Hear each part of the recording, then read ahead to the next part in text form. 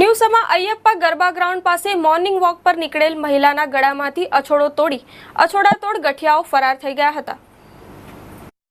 ન્યૂઝમાં રોડ સહકાર નગરમાં રહેતા અને સયાજી હોસ્પિટલમાં CMDCમાં HOD નર્સ તરીકે ફરજ બજાવતા કોકિલાબેન ખ્રિસ્તી રોજના નિયમ અને સમય પ્રમાણે મોર્નિંગ વોક માટે નીકળ્યા હતા। વહેલી સવારે અછોડો તોડવા માટે શિકાર શોધી રહેલા બે અછોડાતોડ ગઠિયાઓ બાઇક પર અયપ્પા ગરબા ગ્રાઉન્ડ ખાતે ધસી આવ્યા, જ્યાં કોકિલાબેને ગળામાં પહેરેલો સોનાનો અછોડો કિંમત ₹25,000નો તોડી ફરાર થઈ ગયા હતા। અછોડો તોડતી વખતે ગળાના ભાગે ઘાયલ થયેલ કોકિલાબેન સારવાર માટે સયાજી હોસ્પિટલમાં આવી પહોંચ્યા હતા। અછોડો તૂટવાની ફરિયાદ ફતેગંજ પોલીસ મથકે નોંધાઈ હતી અને લગભગ કલાક પછી તેમને પોલીસ સ્ટેશન કંટ્રોલ રૂમમાં જાણ કરવામાં આવેલ। એ સમય દરમિયાન આ બનાવ બની ગયેલો હોય, જેથી છતાં નાકાબંધી કરવામાં આવેલ, પરંતુ કોઈ સફળતા મળેલ નહીં, કારણ કે બનાવ બન્યા પછી 1 કલાકનો સમય વીતી ગયેલો હતો।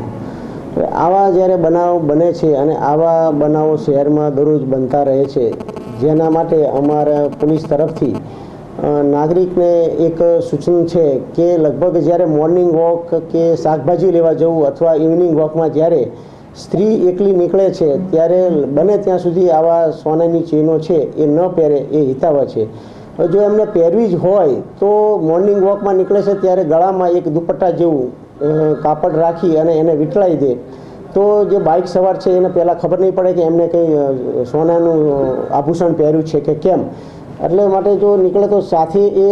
ગળામાં એવું દુપટ્ટા જેવું વીંટાળીને નીકળે તો પણ એક સુરક્ષિત રહી શકશે। અથવા આજુબાજુમાં કંઈ મોટરસાઇકલવાળો આંટાફેરા મારે છે અથવા આગળ જાય છે પાછળ આવે છે તો એ બાબતે થોડા સચેત થઈ અને એનો નંબર જો એક નોંધી લેવામાં આવે પહેલેથી જ, ભલે તમારી સાથે એવું બનાવ નથી બનતો છતાં પણ તમને એમ લાગે કે આ શકમંદ ઈસમ જણાય છે અથવા આની મોટરસાઇકલ પર નંબર પ્લેટ નથી અથવા નંબર પ્લેટ છે તો એ 1-2 આંટા મારે છે, કારણ કે મોટાભાગે એવું બને છે કે જે ચેન તોડવાવાળો છે એ